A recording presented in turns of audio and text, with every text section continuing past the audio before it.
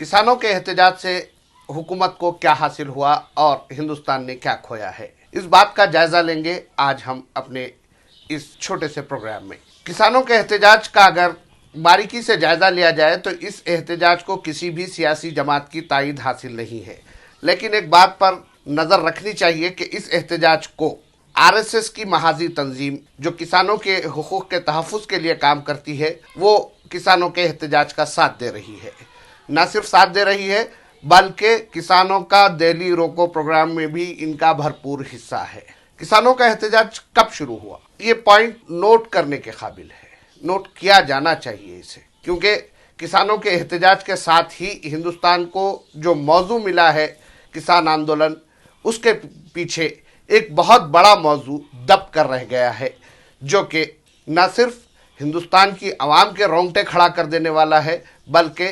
दुनिया भर में हिंदुस्तान की इकोनॉमिक सिचुएशन पर बड़ी बहस शुरू कर सकता था। रिजर्व बैंक ऑफ इंडिया की जानिब से पिछले 6 साल में पहली मर्तबा ये इतराफ़ किया गया है, ये माना गया है कि इंडिया रिसेशन का शिकार हो चुका है,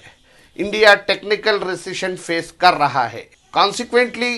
2 जीडीपी गिरने के बाद आरबीआई ने इस बात का इतराफ़ किया है, इस बात को कबूल किया है कि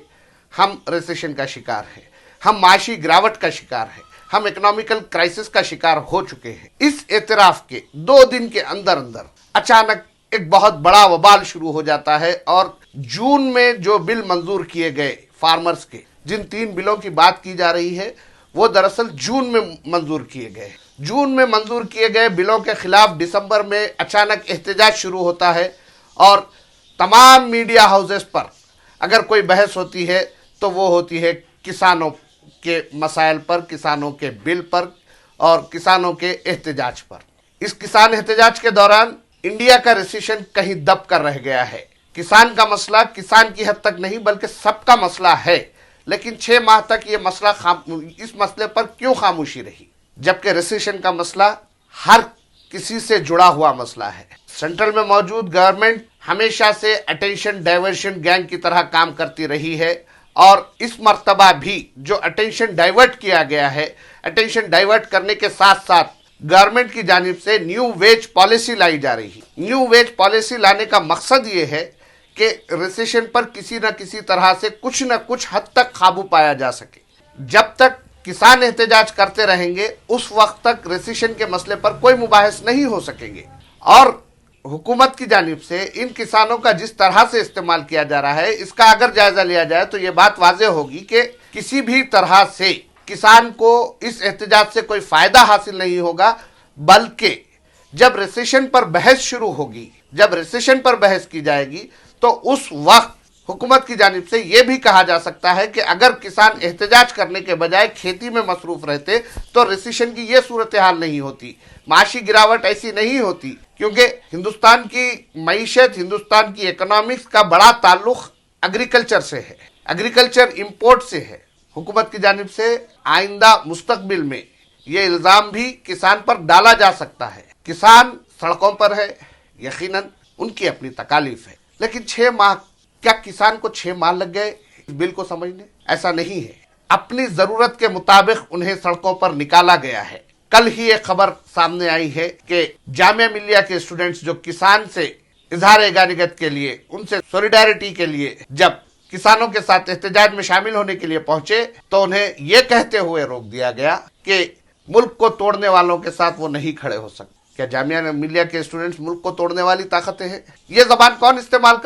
करता है ये हर कोई जानता है। जो राइट विंग है, जो जाफरानी ताकतें हैं, वो इस जबान का इस्तेमाल करते हुए जामिया मिलिया और अलीगढ़ मुस्लिम यूनिवर्सिटी के अलावा जेएनयू, डीयू के स्टूडेंट्स पर ये इल्जाम लगाते आए हैं। इससे अंदाजा होता है कि किसान के एहतजाज को कौन बैक कर रहा है, कौन उसकी सपोर्ट कर रहा है और कौन इसका इस्तेमाल करेगा। हिंदुस्तान की माशी गिरावट, रेसिशन अगर मौजूए बहस बना होता और पिछले 15 दिन से अगर ये बहस जारी होती, रेसिशन पर बात की जा रही होती, तो हुकूमत को मजबूर होना पड़ता नए इक़दामात के लिए। लेकिन रेसिशन पर बात करने के बजाय हम किसान पर बात कर रहे हैं, जबकि रेसिशन पर अगर बात की जाती तो दुनिया भर से जो फॉरेन डायरेक्ट इन्वेस्टमेंट की पॉलिसी हुकूमत की है, जो मेक इन इंडिया और एफडीआई की जो पॉलिसी है उसमें बड़ी तब्दीली लानी पड़ सकती, लेकिन इस पर बात करने के बजाय हम किसानों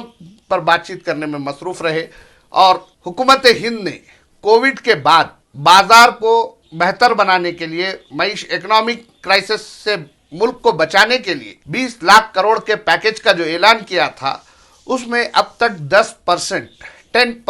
भी रकम इस्तेमाल नहीं की गई। और जो 10% इस्तेमाल की गई है वो बड़ा हिस्सा खर्च के तौर पर बड़ी कंपनियों को दिया गया है। और रिसेशन से निपटने के लिए जो कोशिशें की जा रही वो नाकाफी है। अगर इस पर बहस शुरू की जाती है तो हालात कुछ तब्दील हो सकते हैं।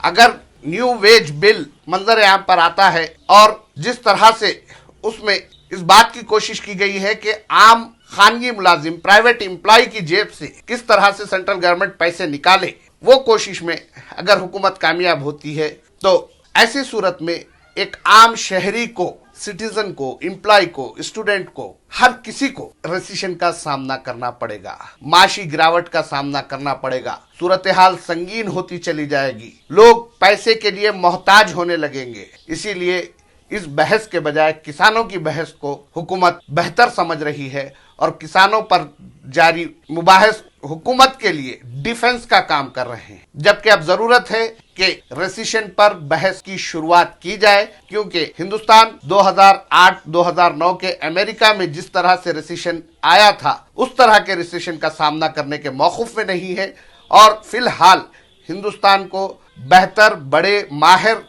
इकोनॉमिस्ट की ज़रूरत है जो हिंदुस्तान को इस रेसिशन से निकाले। लेकिन बजाय इसके हिंदुस्तान में हुकूमत रेसिशन का सामना करते हुए इन हालात से मुल्क को बाहर निकालने के बजाय इस मसले को नज़रअंदाज करते हुए हिंदुस्तान के अवाम को मज़ीद मसाइल में मुब्तला करने में मसरूफ़ है।